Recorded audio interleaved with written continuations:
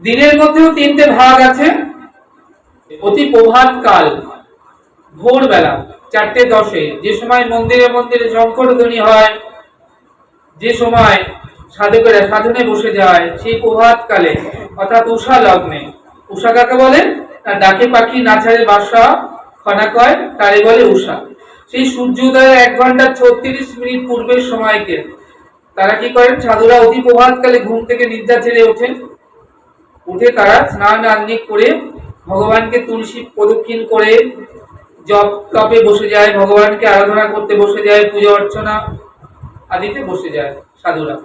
সেই যে সময়টা, ওটা সপ্ত গুণের সময় থাকে প্রভাতে। তারপরে আস্তে আস্তে কি হয়, দিনের যত বেলা হয় ধীরে ধীরে রজগুণের প্রভাব হয়, আর রাতে তমগুণের প্রভাব হয়। মানে অতি বেলা পর্যন্ত ঘুমিয়ে থাকে তারা সব রজগুণের মানুষ। রজগুণের মানুষ খেতে ভালোবাসেন, রজগুণের মানুষ ভালো পোশাক পরতে ভালোবাসেন, রজগুণের মানুষ ভালো অলংকার ব্যবহার করতে ভালোবাসেন, ভালো ভালো সবকিছু তাদের দৃষ্টি নয়ন থাকে। রজগুণের মানুষ দেখলে বোঝা যায়। আর বেশি ঝাল, বেশি টক, বেশি মিষ্টি সব রজগুণের প্রভাব। আর তমগুণ হচ্ছে নিকৃষ্টতম জীব, যে বাসি খেতে ভালোবাসে, পচা খেতে ভালোবাসে, একদিনের খাবার ফ্রিজে 5 দিন পচিয়ে খেতে ভালোবাসে, যাদের দৃষ্টিটা নিচের দিকে থাকে, অনেক অর্থ থাকলেও তাদের মানে মনোপ্রবৃত্তি নিচের নিকৃষ্টতম, তাদের হচ্ছে তমগুণের মানুষ বলে। এই তমগুণ থেকে এরা ভগবানকে লাভ করতে সহজে পায় না। তমগুণ থেকে রজগুণ, রজগুণের আরো উপরে গেলে সত্যগুণ। এই সত্যগুণে ভগবান অতি প্রসন্ন হন। তাহলে সত্যগুণে কারা থাকেন? না, সাধু সন্তরা থাকেন। যেমন দেবর্ষী নারদ সত্যগুণে অধিষ্ঠিত, ভগবানের প্রিয় ভক্ত। তো আজকে ধনগর্ভে মদমত্ত হয়ে নলকুবের আর মণিগিরি পিতার অত ধন সম্পদ, তারা কি করলেন না, হিমালয়ের কোলে মন্দাকিনীর তটে, ওই যেখানে সুন্দর সুন্দর পুষ্প ফুটে রয়েছে, মৃদুমন্দ পবন বইছে, একটা মনোরম পরিবেশে, একটা সরোবরের মধ্যে তারা কি করলেন, দুজন অস্পরী সুন্দরী রমণীকে নিয়ে বিবস্তা হয়ে তারা জলগিলি করছেন। ধনগর্ভে মদমত্ত তো হয়েছেন, তাতে করে সুরা পান করেছেন। আর এমন সময় সেই পথ দিয়ে চলেছেন দেবর্ষী নারদ। দেবর্ষী নারদকে দেখে ওই অস্পরী রমণী সুন্দরী কন্যাদ্বয় তারা কি করলেন, তারা তাড়াতাড়ি করে তীরে উঠে বস্ত্র পরে নিলেন, লজ্জা নিবারণ করলেন। কিন্তু নলকুবের আর মণিগ্রীব যক্ষের 2 পুত্রদ্বয় তারা কি করলেন, দেবর্ষীকে দেখেও না দেখার ভান করলেন। তারা ওই বিবস্তা অবস্থাতেই জলের মধ্যে রইলেন। এটা দেবর্ষী দেখলেন, দেখে মনে মনে চিন্তা করছেন আজকে দেবর্ষীপাদ যে এরা দেবতার পুত্র, তাতে করে যক্ষের পুত্রদ্বয় অর্থাৎ কুবেরের পুত্র। কুবের স্বর্গের ধন ঐশ্বর্যের দেবতা শুধু নয়, শিবের পরম ভক্ত। তা শিবের পরম ভক্ত যিনি, তার পুত্রটা এত অধঃপতন কি করে হয়? সাধুকে দেখা মাত্রই প্রণাম, রাধে রাধে, হরে কৃষ্ণ, জয় নিতাই। সাধুকে কেউ দেখে যদি দণ্ডবত না করে, প্রণাম না করে, সাধুর কিছু যায় আসে না। কিন্তু যিনি করবেন না, তিনি ভজন থেকে নিচে নেমে যায়, ফলিত হয়, পতিত হয়।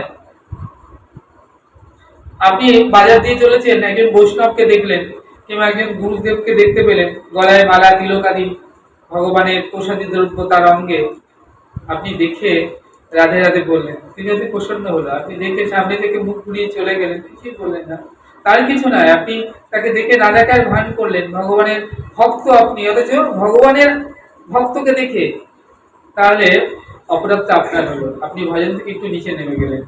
কতটা নিচে না, ওই যে আমরা যে লুডু খেলেছি,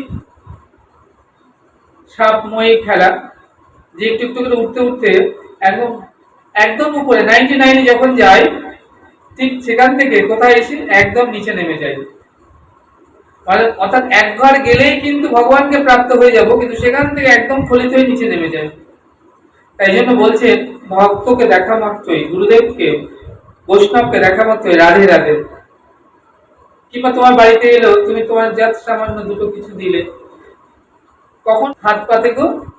যখন নিজের সমস্ত সম্মান অহংকার যারা বিসর্জন দেয়, সেই কারুর দুয়ারে এসে হাত পাততে পারে। যখন হাত পাতে তখন বুঝতে পারবে তার কোনো অহংকার বা গরিমা গর্ব থাকে না। কারণ যার অহংকার গরিমা থাকে সে কারুর কাছে হাত পাততে পারে না ততক্ষণ। আমি কম কিছু তোমার থেকে, যখন সব বিসর্জন দিতে পারে হাত পাতে, তখন যদি তুমি তাকে কিছু দাও, সে তোমার চরণে নিচু হয়। তোমাকে কখন প্রণাম করবে? সে নিজের থেকে তোমাকে যখন বড় করবে তখন নাম করতে পারবে। সে তোমাকে প্রণাম করছে, অর্থাৎ তার নিজের থেকে তোমাকে আরো উপরে তুলে যখন সম্মান দিচ্ছে, তখনই সে তাকে কাউকে প্রণাম করতে পারে। তখন সে কিছু সামান্য পেলেও সে অতি প্রসন্ন হয়। তোমার আশীর্বাদ করে যায়, তোমার কল্যাণ হোক, মঙ্গল হোক। ওই আশীর্বাদের ফলে সকল দোষ, সকল অমঙ্গল দূরীভূত হয়ে যায়। কারণ সাধুর আশীর্বাদ ফলবেই ফলবে।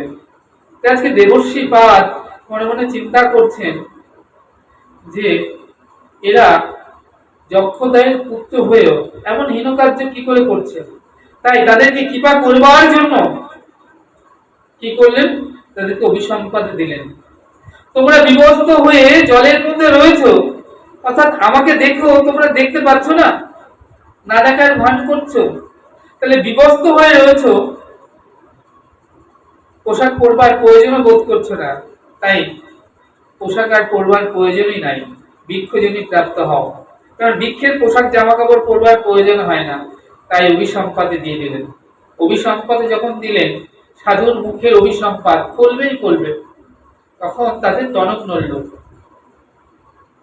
তখন এসে তারা চরণে পড়লেন। সাধুর বাইরেটা বজ্রের মতো কঠিন, অন্তরটা ফুলের পাপড়ির মতো কোমল।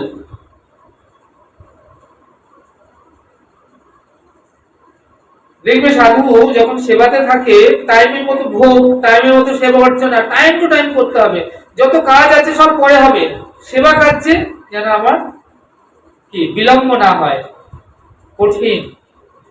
বড় বড় মন্দিরে গিয়ে দেখবে টাইমের মধ্যে সেবা কার্য হবে, শত কাজ ফেলে রেখে। একদম কঠিন নিয়ম, রুলস এন্ড রেগুলেশন। তার উপরটা কঠিন বজ্রের মতো সাধু, অন্তরটা ফুলের পাপড়ির মতো কোমল। তাই আজকে দেবর্ষি পাদি যখন চরণে এসে পড়লেন, ওই নলকুবেরার মণিগ্রীব দেবর্ষি পাদ তাদেরকে অনুগ্রহ করলেন। অর্থাৎ তারা বললেন, তাহলে আমাদের উদ্ধার কেমন করে হবে? বললেন যে তোমাদের উদ্ধার কেমন করে হবে জানো? তোমরা আগামী যুগে, যখন দাপর যুগে সেই গোলক বিহারী ভগবান, সে আনন্দ স্কন্দ পরমানন্দ সচ্চিদানন্দ আনন্দ রসকোণ বিগ্রহ, যিনি অনাদির আদি গোবিন্দ সর্বকারণে কারণাম, সেই সর্বকারণের কারণ গোবিন্দ যখন নর লীলা করবেন, নর দেহ ধারণ করে, আর তিনি নন্দ মহারাজের পুত্র রূপে যখন তিনি লীলা বিলাস করতে আসবেন নন্দালয়ে, যখন তার 4 বছর বয়স হবে, মা যশোমতী যে দিবসে তাকে উদু ফলের সঙ্গে বন্ধন করবে, সেই দিবসেই তোমরা গোপালের ওই চরণ স্পর্শে বন্ধন মুক্ত হয়ে আবার দিব্য দেহ ধারণ করে তোমরা স্বধামে অর্থাৎ স্বর্গে প্রত্যাবর্তন করতে পারবে, ফিরে যেতে পারবে।